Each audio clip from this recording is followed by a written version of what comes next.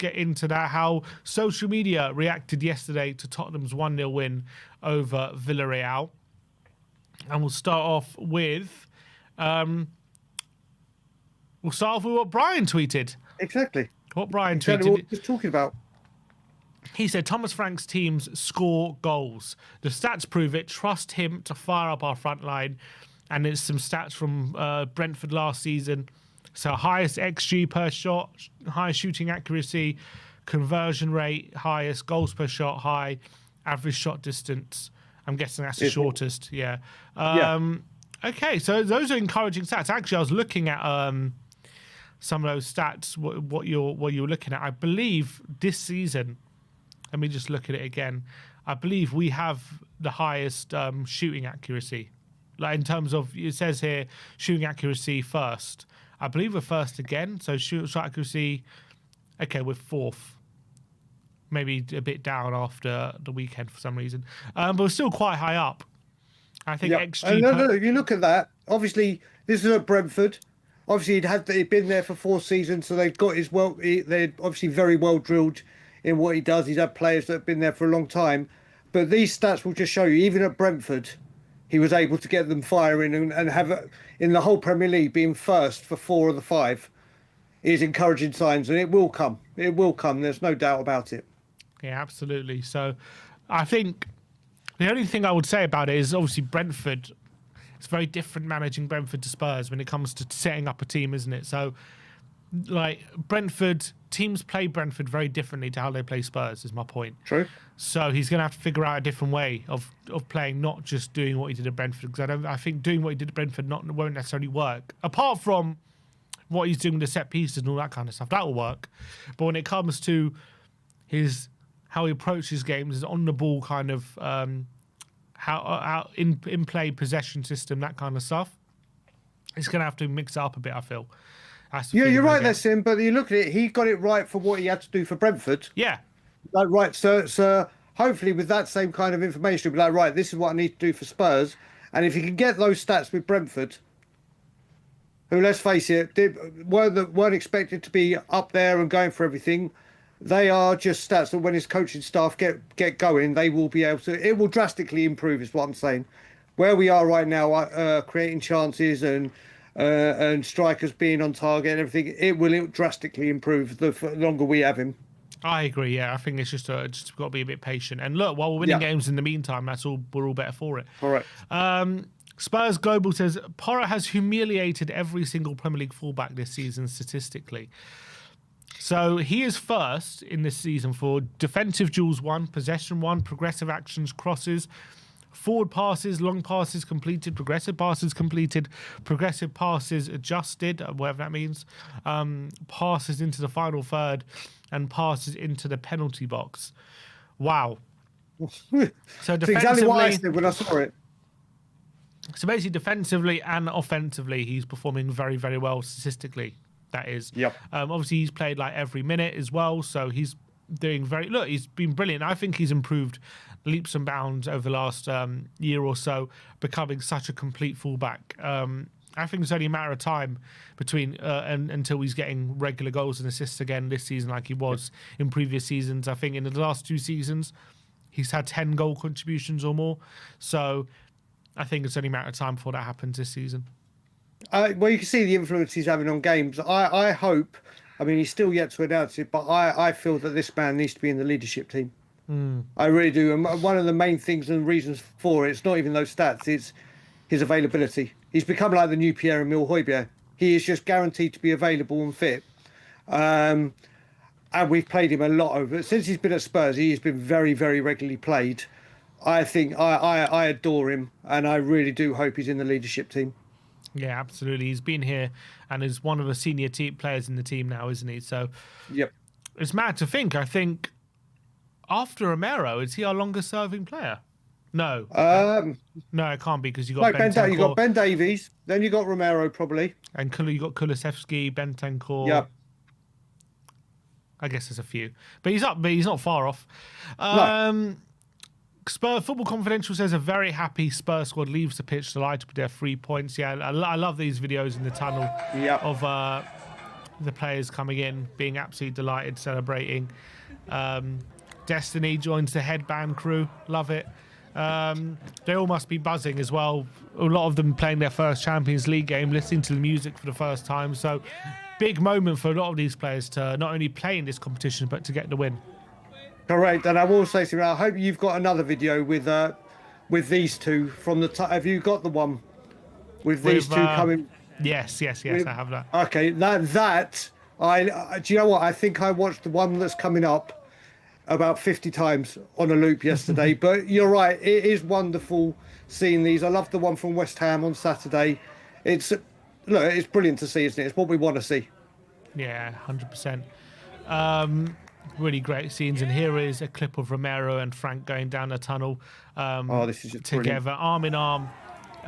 Brilliant show of support together, and Frank fist pumping the crowd as well. And you know what? I love that. I tell you why I love it as much. Of course, it's not hard to like, but Frank, it would have been. You wouldn't have blamed Frank for as much as enjoying the win, maybe being a bit disappointed of how we played and stuff, but he is so pumped and so excited to get those 3 points. He knows how important those 3 points are. You can't underestimate how important it was to win yesterday, despite the fact we didn't play that well. We got over the line, we got the win, and we actually did it, I wouldn't say comfortably, but we didn't do it hanging on, if you know what I mean. We defended well, and I wouldn't say like we played well, but we defended well enough to win. That was the main thing. And look, and I think Frank acknowledges that. I will say, I don't know if you've got it against him. This is from Last Word on Spurs, but Chris Cowley's done one where he's actually got them looking like he's above them. So you see it with Frank and Romero's face, the smiles on their face. And we've got to remember, Romero was one of the players that we thought may leave once Ange leaves. He is loving life under Frank. He's loving the responsibility. And Frank he is such a good man manager. He is unbelievable, and it's so good to see. It's so good to see the passion from Frank. It's good to see the smile on the Spurs faces. It's just so good to see these things. And I will say as well, and I don't know if this is Vinay's influence, Spurs' media, even like the Spurs Weekly episodes that they're bringing out, everything has gone up levels in uniting the club and giving the fans a bigger respect and inside onto the team. The whole media team have upped their game as well, so fair play to them.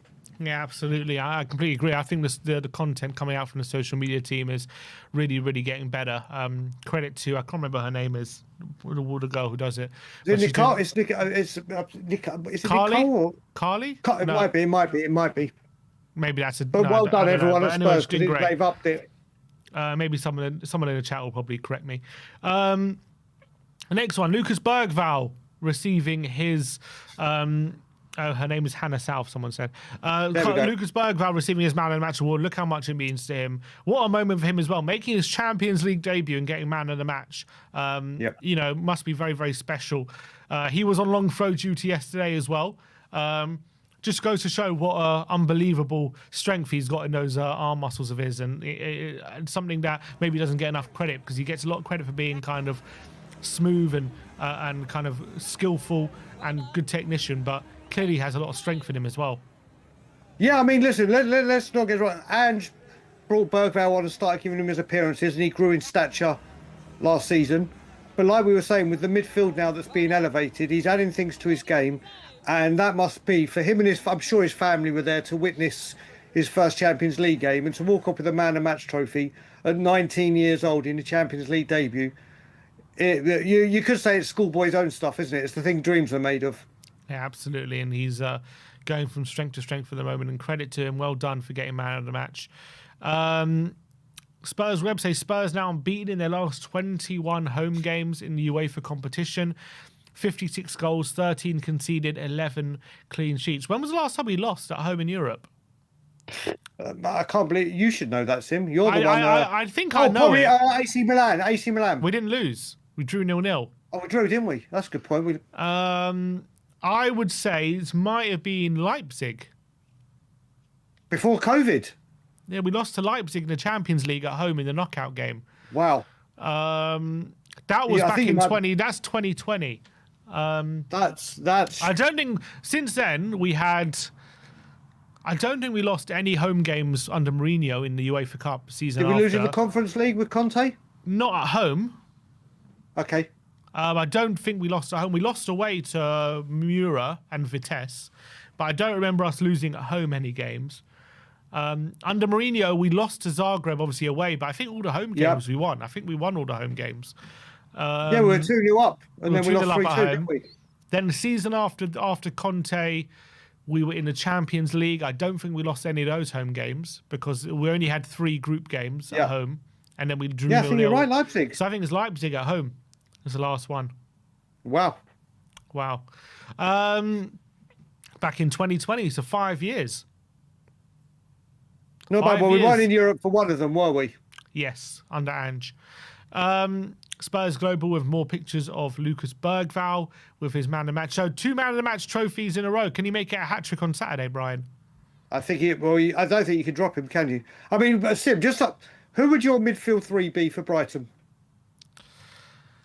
I think because Brighton are the team they are, I think Paulinho kind of has to come back in. Does he come in for Pape or Bentancur is the question. And I'm not asking you what Frank would do. I'm asking what would you do? I would go Paulinho. I would go Paulinho, Bergvall, and Simmons probably. That's exactly what I think. Yeah, those 3. But I don't think he's going to do that. I don't exactly. But that's what I'd love to see. I think that would have a bit of everything, wouldn't it? You know what? I actually don't know if Brighton's the best game to do that in a Brighton away where, City lost there. It's not an easy place to go. Maybe you want to be a bit more careful. But maybe you just rely on the quality that we have, and say, look, we're better than them. Let's just take the game to them. Next up, Pedro Porro. Okay, I think we kind of looked through this. Pedro Porro, similar thing to what we saw before, but brilliant stats from him this season. Yep. Next up, the Tifo. Look at that Tifo. It's brilliant. Just a sight to behold. It has been the best one by far. I love the blue and yellow. Absolutely phenomenal. Can you make it bigger? Just go full screen. Look at that. That is so nice. And that is really showing how, North London clubs, how you do a Tifo. That is how you do things. And you look at, but not just that, you think about the dedication and precision of doing that and having to put all the right things there. It's an incredible job by THFC Flags. And and Return of the Shelf. And do you know what? It's great to see. There was a time last season where this was all being cancelled, wasn't it? Things were fragmented. The whole club is pulling together now, and it's wonderful to see. Absolutely phenomenal. And let's hope we keep doing stuff like this and these fan initiatives. Keep kind of collaborations together. Because I remember, was it last year or 2 years ago that these, I think, Flags and Song Sheets announced they weren't going to work with the club anymore. And Return of the Shelf. But it seems as though that's been put to bed now. So that's really good stuff. Yeah. And I'm really happy about that. Xavi Simon says, first win, let's keep improving, let's keep enjoying. Lovely message there from Xavi. Let's hope he keeps going from strength to strength. Great moment for him to get his debut under the lights of the Champions League. Correct. These next 2 videos we've seen already.